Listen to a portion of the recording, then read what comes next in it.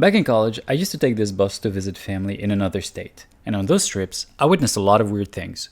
Like the time the bus driver abandoned someone on the side of the road, or the time I randomly met a celebrity. And of course, the reason you clicked on this video, the day Border Patrol kicked me off the bus and tried to arrest me. Gather round, get some food, and let me share these stories with you. We'll call this company Black Lab so I don't get in trouble. Now, these bus rides were pretty long. We're talking like 7-8 hours. You stop pretty often in the middle of nowhere and pick up some poor souls for the ride. For this first story, I was waiting at the indoor bus station in Cleveland, and everything was normal. There was a pigeon chilling by the burger stand, the usual crackhead talking to himself, and there was even an Amish guy using the vending machine. Yes, I saw that Dr. Pepper Jebediah, but this was unusual. That's when I came across the tallest and skinniest human being I had ever seen in my life. He was 7'7" for 190 pounds. As you would expect, he barely fit on that damn bus. But he's not the reason for this story. The important character here was sitting behind him, a man of average height, average weight, and completely unexceptional. Since the bus rides can get pretty long, the driver usually stops in a rest area so you can walk around and get some food. Mr. Average over here decided to go grab a bite. Perfectly acceptable. He has 15 minutes. Why not? I guess he didn't see the time because the bus driver closed the doors and drove away. We all noticed that there was an entire seat with someone's stuff on it without said someone. We told the driver about it, but he just ignored us. I like to imagine that the guy we abandoned settled in that rest area, met someone who was also left behind, that they got married, raised kids, and brainwashed them to hate buses and anything that has wheels. But if that didn't happen, sorry we left you there, man. We did try. For the second story, I had just gotten on the bus and was looking for a seat. I was walking by people hoping that I could find a whole row to myself. These buses usually have outlets for you to charge your phone, or in the case of one random dude, to power his TV and PS4. This guy was moving across the country by bus with a whole ass TV. It's not important to the story at all, it just all seems crazy to me, so I wanted to share it with you. I finally found an empty row for myself and came up with a brilliant plan of putting my stuff on the seat next to me, lying my legs on my backpack, and pretend that I was completely absorbed by the masterpiece that is, we bought a zoo. Some of you might be judging me right now because I wasn't being nice, but I was supposed to be there for 8 hours, and it's not like they were gonna sit on the floor. It's a big bus. My plan was working so well. People kept walking by and did not bother me until this dude showed up. Okay, you know how they say that Tupac is still alive and probably chilling on a random beach somewhere? Well, this wasn't him, but this guy looked exactly like Biggie Smalls. Biggie, can't you see? Sometimes your words just hypnotize me. And he was chilling in Cleveland, Ohio. Yeah, I know, I hear it too. But Mr. Smalls did not fall for my ruse.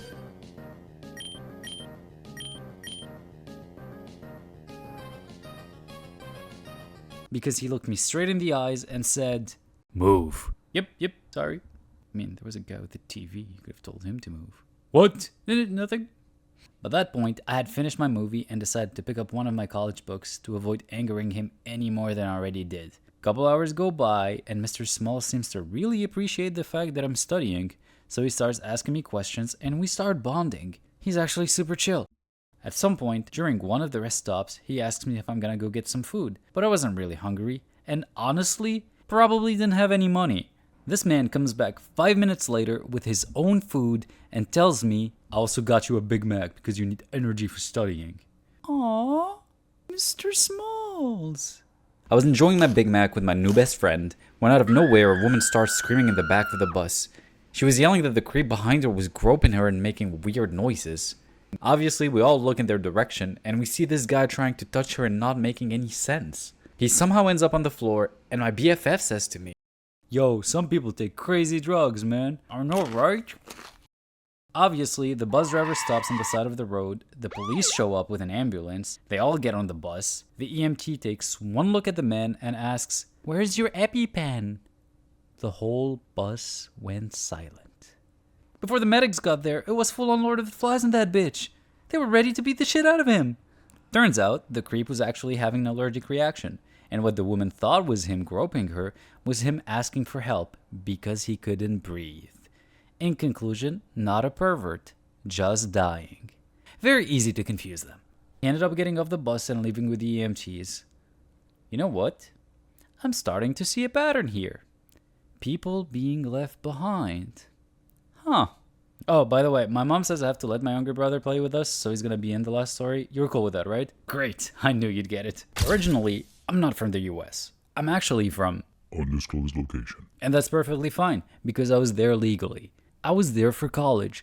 So don't put stupid shit in the comments. It was my younger brother's first semester. He had just moved here, so I told him to bring his passport. I didn't bring mine. I had my driver's license. We get to the station, and right as we're about to board, Border Patrol shows up. Which is weird, because we're not even close to a border. You see, back then, Greyhound... fuck it. Greyhound had this little policy of being goddamn snitches. A Border Patrol agent starts asking everyone where they're from, and not in a comedy club kind of way, more of a show us your papers kind of way.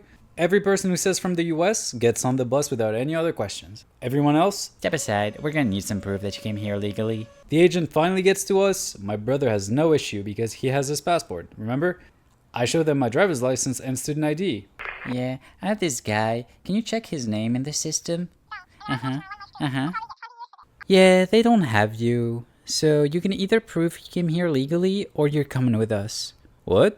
I'm gonna need some backup here. Wait, what? I start panicking and call my university. The lady on the phone was so nice. Meanwhile, the Gestapo over there is taking my suitcase out of the bus. While I'm on hold, I tell my brother to get on the bus and I'll get this stuff figured out. At this point, my brother, who is 17 in a new country, who might have to travel through a bunch of states by himself for the first time, looks at me and says, "Can I borrow your earphones?" Motherfucker. They're pretty much trying to cuff me here, and the only thing that he realizes is that he forgot his headphones? I mean, I'm probably not gonna need them in jail, but still.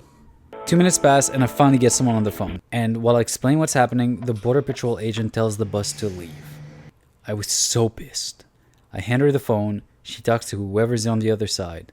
While that conversation's happening, one of the other officers, who is confused why I'm even here in the first place, because according to him, my student ID should have been enough to get on that bus, while another one is telling me that I have no right to be angry because I'm lucky that they're not arresting me.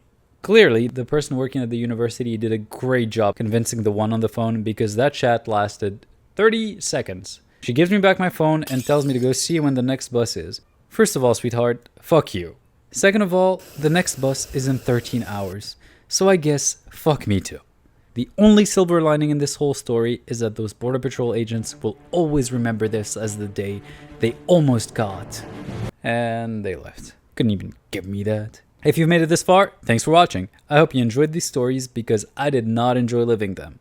Oh, and if you're wondering who the celebrity was, it was a really tall guy from the first story. It was him. And apparently, he was an alien Romulus. We're kind of stretching the definition of celebrity here. That's it. Bye.